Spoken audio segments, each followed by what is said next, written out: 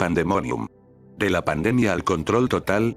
Primera edición. Mayo 2020. El poder en tiempos de pandemia, por Agustín Laje. En su libro Vigilar y Castigar, Michel Foucault refiere a un reglamento de una ciudad francesa de fines del siglo XVIII que prevé una serie de medidas a tomar bajo la eventualidad de una peste. Entre otras, que la calle queda bajo la autoridad de un síndico, que la vigila, que se ordena a cada uno que se encierre en su casa, con la prohibición de salir, que cada familia habrá acumulado sus provisiones, que cuando es absolutamente preciso salir de las casas, se hace por turno, y evitando todo encuentro. Así, no circulan por las calles más que los intendentes, los síndicos, los soldados de la guardia, y también entre las casas infectadas, de un cadáver a otro, los cuervos que es indiferente abandonar a la muerte. En semejante circunstancia, la inspección funciona sin cesar. La mirada está por doquier en movimiento, llevando un exhaustivo proceso de registro permanente. Para Foucault, la peste es el sueño político de la sociedad disciplinaria. El encierro, la reglamentación, el reticulado. Él es un joven politólogo y escritor argentino.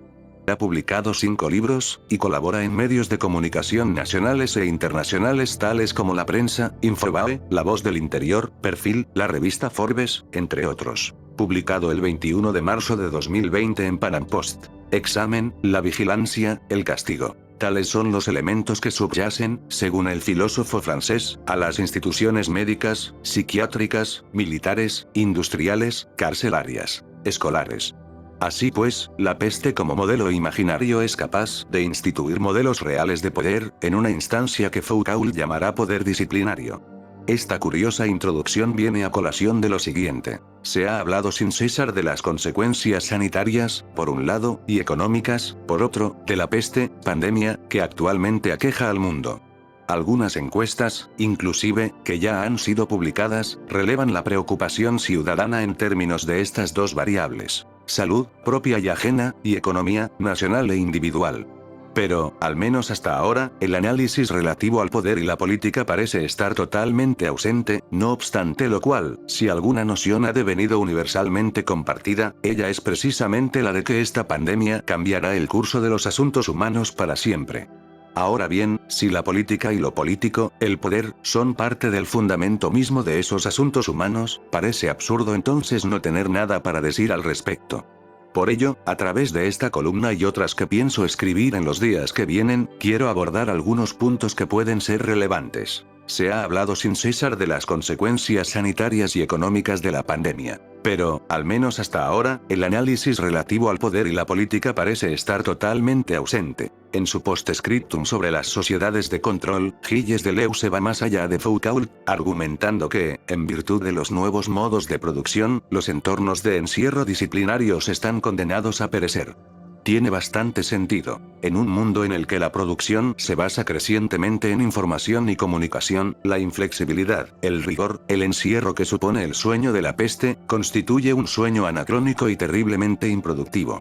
Byung-Chul Han en su psicopolítica ha completado este análisis. El poder, además de no precisar más encierro, tampoco precisa hoy, al menos en gran medida, coerción, pues no es el cuerpo sino la psique su objeto ahora privilegiado. ¿Cómo podemos pensar el poder y, sobre todo, lo que el poder puede llegar a ser el poder, con arreglo a estas ideas?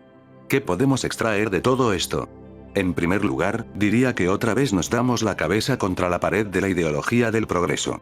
Los acontecimientos interrumpen la ficción idealizada de una historia que se mueve por un carril lineal de progresiva emancipación. La Segunda Guerra Mundial fue una pared al respecto, inspiradora de la dialéctica de la Ilustración de Adorno y Horkheimer.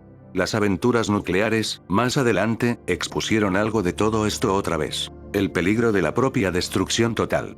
Pero ello ha quedado muy lejos en el tiempo, sobre todo para generaciones acostumbradas a cambiar su teléfono cada 6 meses por el subsiguiente modelo que, desde luego, es siempre mejor que el anterior. La ideología de la historia general de la humanidad presenta la misma tendencia que la curva de evolución del Lipone. El nuevo es siempre mejor. Y ocurre hoy, sin embargo, que una pandemia por ahora incontrolable pone en jaque la salud a nivel global, detiene la economía y, en lo que aquí hago foco, devuelve la biopolítica y el modelo del encierro al primer plano. El poder, en otras palabras, otra vez nos necesita encerrados. Mientras tanto, sin embargo, los mecanismos psicopolíticos operan en segundo plano, pues las tecnologías, Big Data y espionaje cibernético particularizado, en que estos se basan continúan operando. Mezcla de vigilancia y mímesis. Los muchos siendo vistos por pocos, expertos en recolección y análisis de datos, por un lado, y los muchos mirando a unos pocos, influencers, por otro. El uso de las redes e Internet presentará un aumento exponencial en tiempos de cuarentena. Todo tendrá lugar en ellas. El segundo plano del psicopoder es, en efecto, simplemente subjetivo. Lo sentimos de tal manera, precisamente porque no lo sentimos habitualmente. Al ser la versión más soft del poder, el psicopoder se diluye subjetivamente en la emergencia rigurosa del biopoder, mucho más duro y evidente que aquel. Al ser la versión más soft del poder, el psicopoder se diluye subjetivamente en la emergencia rigurosa del biopoder, mucho más duro y evidente que aquel. El poder político como tal, bio y psico, ha aumentado significativamente y seguirá aumentando conforme pase el tiempo. Occidente está listo para implementar dispositivos de control social propios del totalitarismo chino. Las condiciones necesarias para legitimar semejante poder están emergiendo con toda velocidad. Esto podría cambiar su curso solo si, llegada a determinada instancia sin solución de continuidad, el Estado quedara totalmente desfinanciado y su aparato empezara a desmoronarse. Pero por ahora, la curva es necesariamente ascendente. La regulación de la conducta en el marco de la peste así lo demanda pues, guste o no, la nuestra es una sociedad estatizada. Esto es, que no sabe cómo articularse y ordenarse más allá del Estado. La ausencia generalizada de valores cívicos y virtudes personales y comunitarias, con arreglo a los cuales el poder político podría gozar de un rol importante pero no total, pues la articulación sería en gran medida comunitaria, ahora son demandadas con desesperación. Y ahora parece obvio que la res pública hace rato que no existe. Todo lo que hay son relaciones estatizadas e intercambio mercantil. El espíritu comunitario que se demanda no puede más que presentarse, con honrosas excepciones, claro, en forma de narcisismo 2.0. Aquí estoy y yo, en mi casa, como es debido, haciendo mis ejercicios para no perder la forma de mi cuerpo, o bien viendo tal o cual película, y quiero darte esta lección moral, no política, desde luego, a vos, porque yo soy un ciudadano de bien. No va más de ello en general. La peste deviene en excusa lúdica que permite tipos inéditos, e incluso épicos, de caricias al ego. Y como no es virtud, sino narcisismo, habrá que ver qué queda de todo esto tras 1 o 2 meses de cuarentena y encierro. No obstante, si por algún motivo la peste reforzar a la virtud comunitaria, el desmedido crecimiento del poder político, bio y psico, tras el fin de la pandemia, si es que ese fin efectivamente llega, podría ser bien controlado y aminorado. La sociedad, con espíritu de comunidad, devendría en un actor social decisivo, consciente de sí, empoderado, como está de moda decir ahora.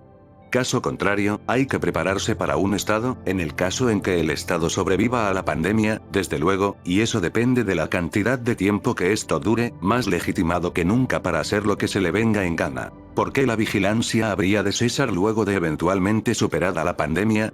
Es sabido que cuando el Estado crece, achicarlo suele ser tarea prácticamente imposible. Pero quedan abiertos innumerables interrogantes que intentaré abordar en próximas entregas. O la sociedad se convierte en un actor decisivo o el desmedido crecimiento del poder, bio y psico, la controlará totalmente.